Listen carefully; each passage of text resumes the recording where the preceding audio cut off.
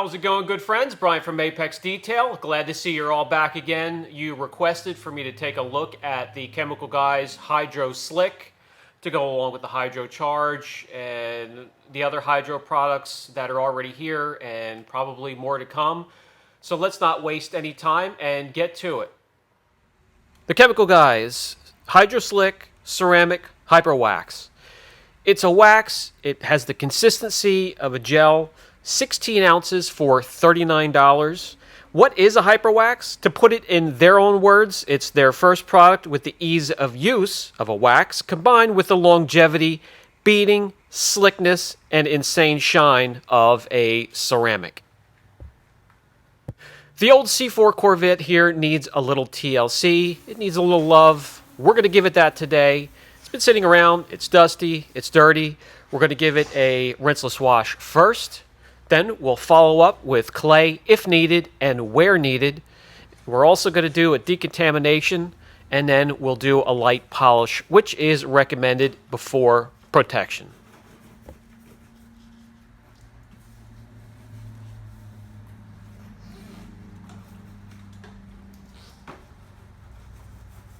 When it comes to the polish, at least something with some fine abrasives, such as this one right here. I'm also going to be using the new Griot's Garage G9 polisher. And yes, I will have a dedicated showcase coming up next. The detachable cord. I'll let you know how I feel about its use, its build. So let's get this going. We're going to give the vet here a quick polish, and then it's time to protect it.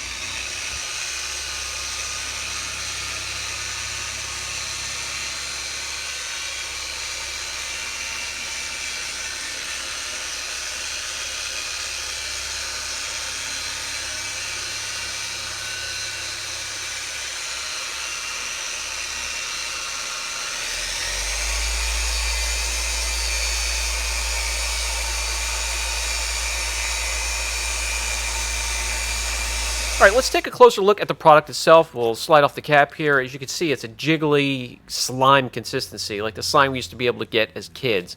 A lot of you won't be old enough to remember what that is. However, that's exactly what it looks and feels like when it comes to the scent. I don't detect a scent, but after all these years, my sense of smell is just destroyed from all the chemicals. 4 pea-sized drops on an applicator like this, or if you have a block applicator, and maybe half the hood on a hood this size. Let it sit the minute or two that they want you to let it dwell before wiping it off. And then I can tell you already, just right up front, it's not as easy to use as like a hard wax would be when removing. It's a little bit more work, not a whole lot, not a lot to, trash the whole idea of giving the product a try. But honestly, it is a little bit more work removing it. And I'll show you that in a few short minutes here. You'll see me using that crosshatch pattern while applying. I often do that when I'm using any type of ceramic product to ensure even coverage. Here's a close-up shot showing you what it looks like the first few seconds as it's starting to sit there and dwell and cure. Now let that sit there for a full minute or a little bit longer. I can tell you no longer than 2 minutes.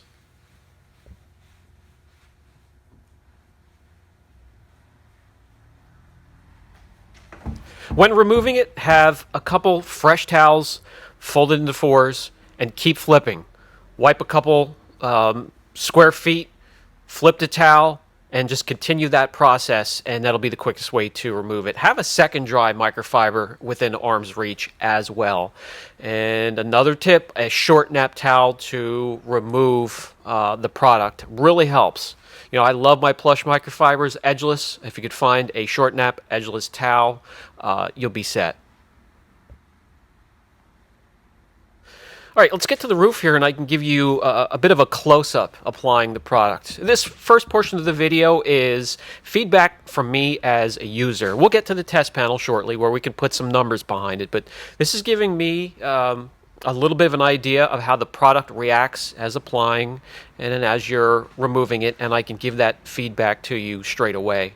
And this is exactly what it looks like as you're putting it on the panel.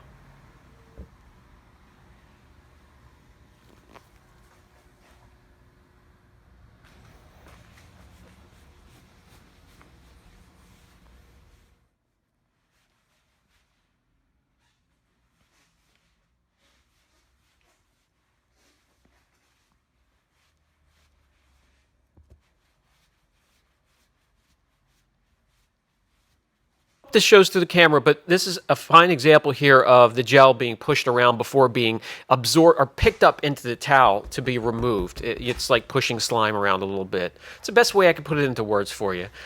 You could also put it on any hard surface on the exterior of your car. Don't worry about seals, moldings. It will not stain or discolor any of the seals or moldings or rubber grommets. If you do put it on glass, make sure you put it on thin or it will be a bear to remove. By the way, at this point of the application process, the applicator pad is a little damp from having the product on there. Cut it down from those 4 drops, pea-sized drops, to 1. That's the best tip I can give you. And also, when you're removing, use whatever light source you have and use that and get the right angle. Make sure you have all of it removed. You can also use it to give your wheels a little bit extra gloss and protection.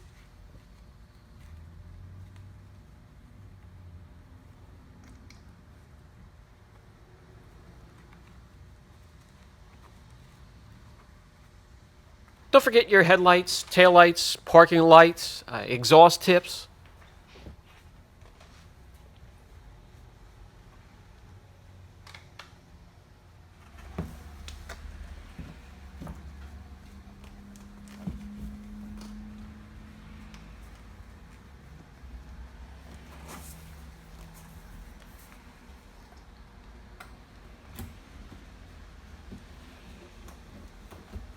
Okay, that's going to do it. All right, let's take a look. Give it 12 hours minimum. With SiO2, 24 hours is perfect. It loves its cure time. That's when you get the most gloss and the most hydrophobic properties out of the product you're applying. I got to tell you, it does really give it some depth. It gives the color a richness and very nice gloss. So let's back this thing outside. Mother Nature, the sun, they're my worst critic. So let's back it out and see what they think.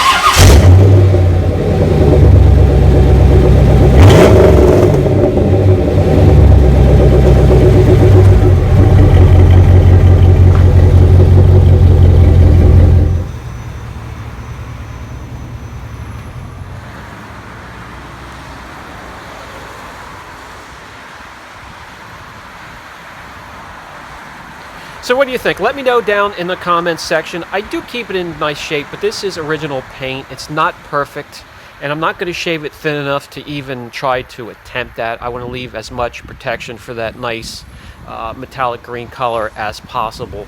But I could tell you, I know the car, and it does look a little bit different, more glossy. Now, there is a high spot. That's what I'm talking about. If you're in a hurry wiping it off or don't have a second microfiber within arm's reach, and follow up. Do a follow-up walk around the car and make sure it's gone. Let's get to the test panel. This test panel is it needs a little help. It's trashed. That's why it's not on the car anymore, of course. So let's get some gloss readings beforehand. We'll get it applied, and we'll take some readings after.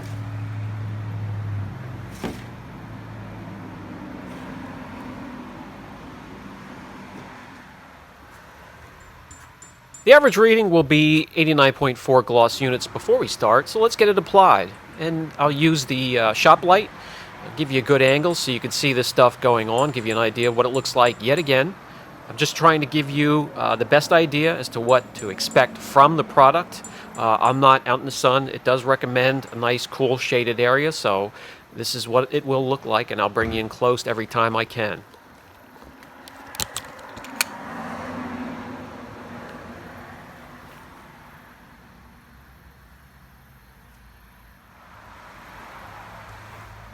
This clear here is a whole lot softer than the clear on the C4 there, so you're going to get an idea, a better idea of how hard this can be to remove in some instances, especially if you let it sit too long or apply too much.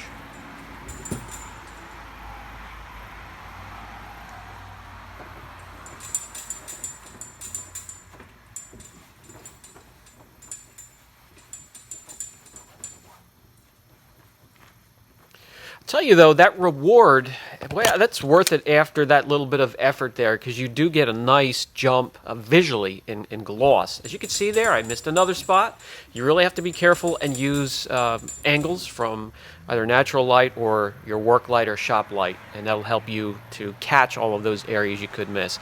Second layer. Always do a second layer, especially in testing, but I never paint my fence with one layer, so let's get this done.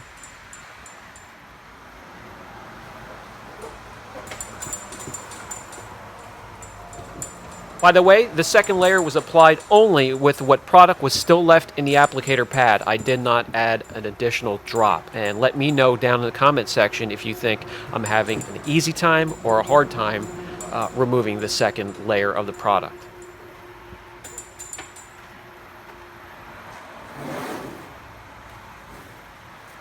All right, let's remove the masking tape except for the little stretch that has the gloss reading on it. And I like to pick up the camera and let you see does it indeed make the area look darker and richer. You could probably already see that from here, but we will go outside and take a second look after this as well. The product does seem to have some filling capabilities as well.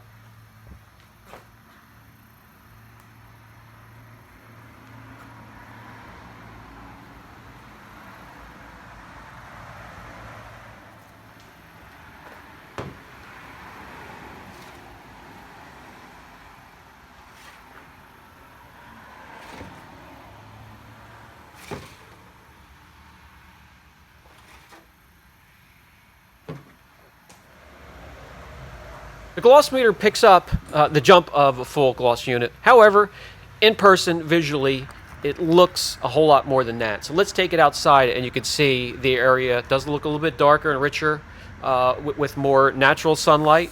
How about the beading? On the mist setting first, and then we'll switch over to shower.